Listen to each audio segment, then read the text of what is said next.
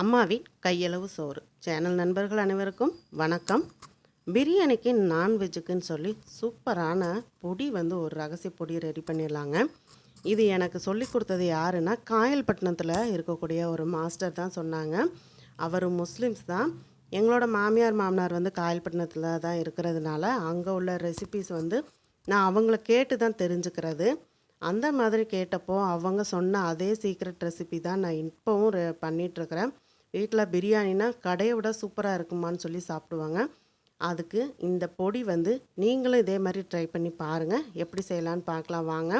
வானலியில் நான் ஒரு 10 வரமிளகா எடுத்திருக்கேன். கலருக்காக ஒரு 7 காஷ்மீரி சில்லி எடுத்திருக்கிறேன். காஷ்மீரி சில்லி காரமே இருக்காது, வெறுமனே கலர் மட்டும்தான் கொடுக்கும். கூடவே ஒரு கைப்பிடி அளவு கருவேப்பிலையும், ஒரு சின்னதாக இருக்கிறதுனால பிரிஞ்சி இலை 7 பிரிஞ்சி இலையும், ஒரு 3 ஸ்பூன் அளவுக்கு கல்பாசியும் சேர்த்துருக்கிறேன். கடாய் லோ ஃப்ளேமில் வச்சுருக்கிறேன்.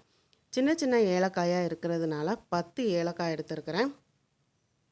இந்த மாதிரி அளவுள்ள 6 பட்டை துண்டுகள் எடுத்துருக்கிறேன். அதாவது இன்ச்சு அளவு, நம்ம விரலில் ஒரு விரல் அளவுக்கு 6 துண்டுகள் எடுத்திருக்கேன். ஸ்டார் அனீஸ் நல்ல பெரிய ஸ்டார் அனீஸ் 4 எண்ணெய் எடுத்துருக்கிறேன். கிராம்பு ஒரு 15 கிராம்பு எடுத்திருக்கேன். கிராம்பில் மேலே அந்த மொட்டோடு எடுத்துக்கோங்க. ஜாதி பத்திரி ஒரு பூவில் பாதி பூ எடுத்துக்கோங்க. ரொம்ப அதிக ஃப்ளேவர் போட்டுறக்கூடாது. மராத்தி மொக்கு ஒரு சின்ன மராத்தி மொக்கும், ஜாதிக்காய் ஒரு ஜாதிக்காயில் 1/4 பங்கு அளவு எடுத்திருக்கேன். 1 கப் அளவுக்கு மல்லி எடுத்திருக்கிறேன். கொத்தமல்லி நாட்டு கொத்தமல்லியாக இருக்கணும். நம்ம அளந்து எடுத்த அதே கப்பில் 1/2 கப் அளவுக்கு சோம்பு எடுத்துக்கோங்க. கூடவே 1/4 கப் அளவுக்கு சீரகம் எடுத்துக்கணும். மிளகும் 1/2 கப் அளவுக்கு எடுத்துக்கலாம், இல்லைன்னா 1/4 கப் அளவு எடுத்துக்கலாம். அந்த மிளகோட ஃப்ளேவர் உங்களுக்கு பிடிக்கும்னா 1/2 கப் எடுத்துக்கோங்க, இல்லைன்னா 1/4 கப் எடுத்துக்கோங்க. இப்போ இது எல்லாமே சேர்த்தாச்சு.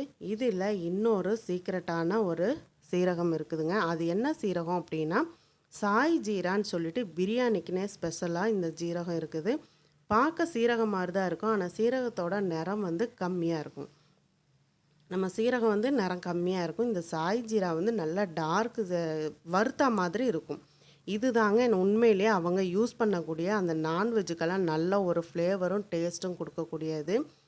இப்போ இதோட ஒரு 10 முந்திரி பருப்பு சேர்த்துக்கலாம். முந்திரி பருப்பு சேர்த்துட்டு நம்ம பவுட்ரு பண்ணும்போது, நம்ம தேங்காய் அரைச்சி ஊற்றாமையே நம்ம பெப்பர் சிக்கன்லாம் செய்வோம் இல்லையா, அப்போ இந்த பொடி போட்டுட்டு நம்ம செய்யும்போது நல்லா சிக்கன் திக்கான ஒரு அந்த கிரேவி கிடைக்குங்க. தேங்காய் அரைச்சி ஊற்றாமல் நீங்கள் செய்யும்போது சூப்பராக இருக்கும். கூடவே பிரியாணிக்கு இதை ஒரு 3 இப்போ 1/2 கிலோ நீங்கள் சிக்கன் பிரியாணி பண்ணுறீங்க அப்படின்னா, நீங்கள் இதை ஒரு 3 ஸ்பூன் அளவுக்கு யூஸ் பண்ணிவிட்டு பிரியாணி செஞ்சு பாருங்கள். பிரியாணி உண்மையிலே பாய் வீட்டில் செஞ்ச மாதிரி சூப்பர் டேஸ்ட்டாக இருக்குங்க. நான் இப்படி தான் செஞ்சு வீட்டில் பிரியாணி செஞ்சிட்ருக்கிறேன். இது நல்லா இப்போது லோ ஃப்ளேமில் வச்சு நல்லா வறுத்துட்டு இந்த மாதிரி பொடி பண்ணிக்கோங்க. நல்லா ஆறுனதுக்கப்புறம் ஈரம் இல்லாமல் பொடி பண்ணிவிட்டு டப்பாவில் ஸ்டோர் பண்ணிக்கோங்க.